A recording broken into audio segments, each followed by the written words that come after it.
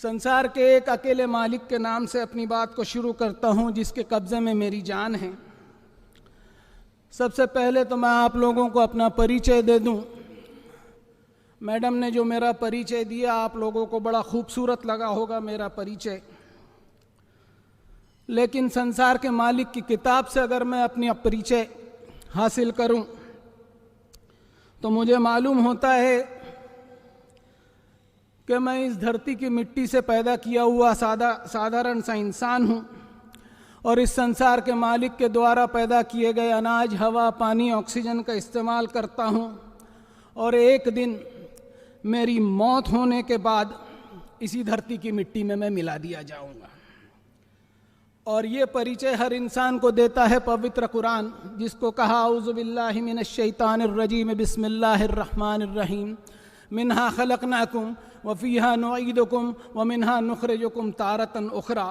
क्या इंसानों, इसी धरती की मिट्टी से हमने तुमको पैदा किया है, मौत के घाट उतार कर इसी धरती के मिट्टी में मिला देंगे और फिर एक दिन ऐसा आएगा कि हमारी कुदरत से हम तुम्हें फिर जिंदा करेंगे और तुमसे हिसाब लेंगे इस जीवन का।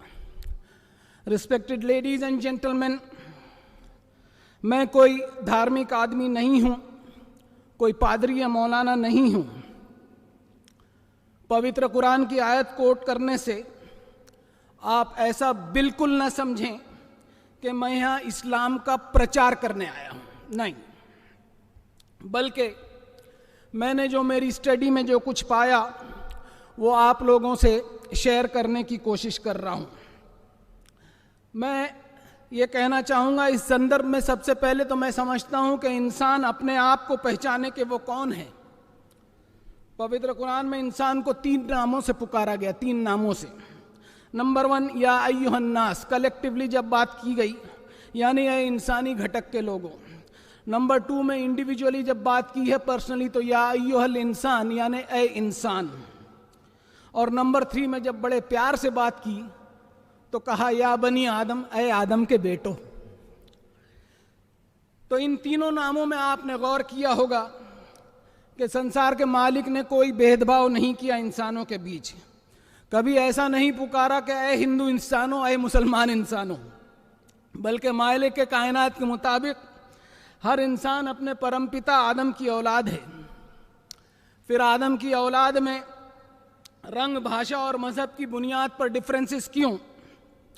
जब सारी एक इंसानियत एक है और उसका क्रिएटर भी एक है, तो वो क्रिएटर बायस्ड एंड कम्युनल कैसे हो सकता है, जबकि वो हर इंसान को उसकी ज़रूरत बगैर किसी भेदभाव के इक्वली डिस्ट्रीब्यूट करता है। अगर हमारा मालिक बायस्ड और कम्युनल होता तो हर मोहल्ले में वो आबादी के हिसाब से, जात पात, मजहब और बिरादरी के हिसाब से हवाएं भेज देता या कोरोना ही भेज देता कि लोग मर जाएं। अब ये दुनिया एक ऐसी चीज है, ऐसी जगह है कि जहां रंग बिरंगे फूल खिलते हैं, वैसे ही अलग अलग भाषाएं हैं। भाषाएं और जबानें भी हम लोग अलग अलग बोलते हैं, लेकिन अफसोस की बात है कि इसमें भी हम सियासत खेलते हुए झगड़ते हैं। जबकि संसार के मालिक ने अपनी आसमानी किताबों में कहा, वमिन आयातिही खल्कुस समावाति वल अर्द वख्तिलाफु अलवानिकुम व अलसिनतिकुम इन्न फी ज़ालिका लआयातिल लिल आलमीन। अपने मालिक को पहचानने के लिए आसमानों और ज़मीन में निशानियां ही निशानियां हैं, और तुम्हारे आपस के अलग अलग रंग, कि कोई गोरा है तो कोई सांवला है, किसी की हाइट ज़्यादा है तो कोई नाटा है। तो ये सब लड़ने झगड़ने की बात और डिफरेंस करने की बात नहीं है, बल्कि संसार के मालिक को पहचानने के लिए सारी दुनिया में नमूने मौजूद है। मेरे भाइयों और बहनों, जब तक इंसानियत का ये सबसे पहला सबक दुनिया सीखेगी नहीं, इस धरती पर इंसानी खून पानी की तरह बहते रहेगा। अब हम सोचें कि हम कितने ही बड़े स्टेटस के मालिक हो जाएं, कितने ही पावरफुल हो जाएं, कितनी ही प्रॉपर्टीज के मालिक बन जाए, हम सिर्फ गौर करें कि हमारी शुरुआत कैसे हुई और हमारा अंत कैसा होने वाला है। पवित्र कुरान ने कहा और खूब कहा, मिन अय्यि शैइन खलक़ह मिन नुतफतिन खलक़हु फ़क़द्दरहु सुम्मा अस्सबीला यस्सरा सुम्मा अमातहु फ़अक़बरा। इंसानों, तुम हमेशा अपनी हैसियत को पहचानना कि किस गंदी चीज से मैंने तुमको पैदा किया है। तो अपने आप को कभी सुपीरियर ना समझना। तुम राजा हो या रंक, सभी को एक ही सिस्टम से पैदा किया और सभी को एक ही सिस्टम से मौत आएगी।